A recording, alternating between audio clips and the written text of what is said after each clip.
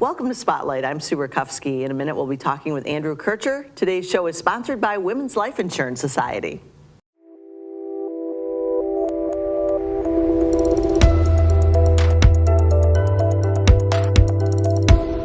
Andrew Kercher from the museum, welcome to the show. Well, thank you so much for having me. Andrew, there's always something going on in the museum. I feel like I have you on a lot, but it's because there's so much happening at the Port Huron Museum. It's true, and right now for us, it's, I think, a sure sign of the changing seasons, not just the fact that it's going to be like 80 degrees out today. I know, crazy.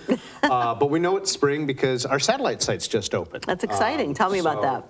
Yeah, for a lot of people, they may not still realize, but Port Huron Museums, we are made up of multiple sites. So there's the Carnegie, which I think a lot of people know about down at 6th and Wall, but we also operate the Fort Gratiot Lighthouse in conjunction with the St. Clair County Park System, as well as the Thomas Edison Depot right under the Blue Water Bridge and the Huron Lightship. And Lots going on always there. Yes, it's so exciting to have them back open. We start out with just weekends. Okay. And then Memorial Day, we go to 7 days a week. But we start to see people from all over the world come to visit these sites. That's amazing. Now, are those sites, are they run by volunteers? So we do have volunteers at all of them. The museums couldn't operate without volunteers. Of but course. We actually do have staff as well. So we have full-time staff, about 5 at the museum.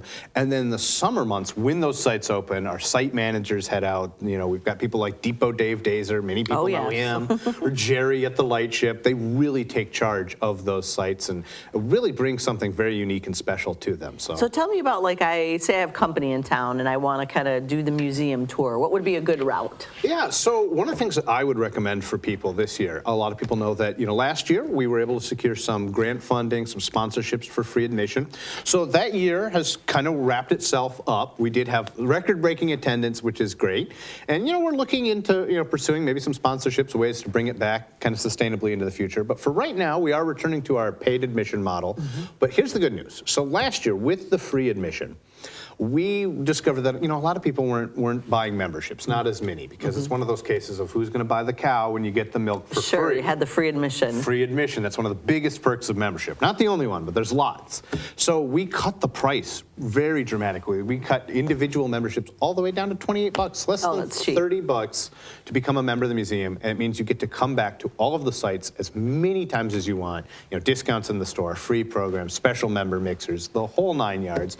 We even have a family program that you can bring in all of your guests. So it's a great opportunity for people to look up. You can pick it up at any of the museums, but that's a great way, because I think that's almost like a rite of passage. When you have folks come from out of town, they want to visit you. That's when we get a lot of locals. Yeah, right? And I have company coming in July, so I'm already thinking ahead. But what a reasonable $28. I mean, you can hardly go to the movies and get popcorn for that. Right. So there's these tremendous value to become a museum member, get one of the family membership packages, and bring people in. And like I said, there's a lot more than just visiting the sites, but that's huge. We're going to have so many different and new programs this year.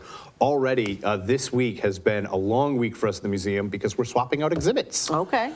So Discovery City, which a lot of people have known about the last couple of years, our kids' exhibit, is going away temporarily, as I might add. It's going in storage for now.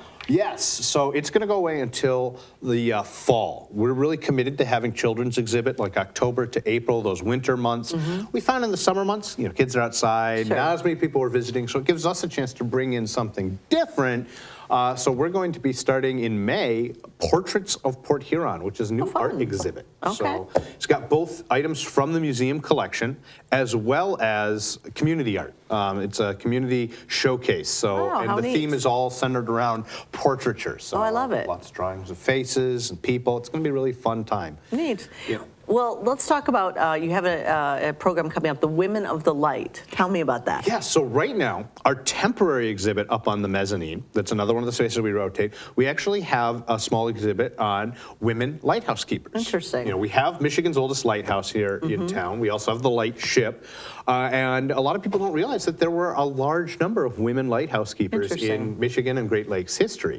So in conjunction with that cool exhibit, we're bringing in Anna Merrick. She's this this pretty amazing performer. She has a one-woman show called Women on Watch.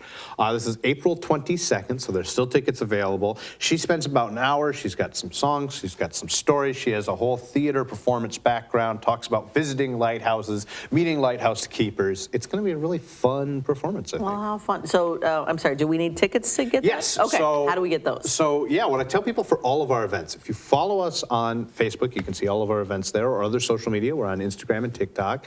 We do all of them now.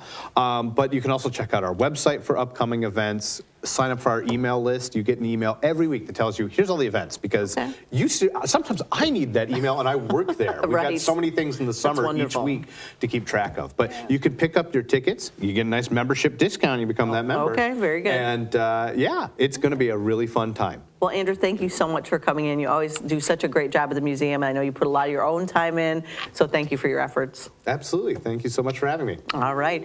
And thank you for watching this edition of Spotlight.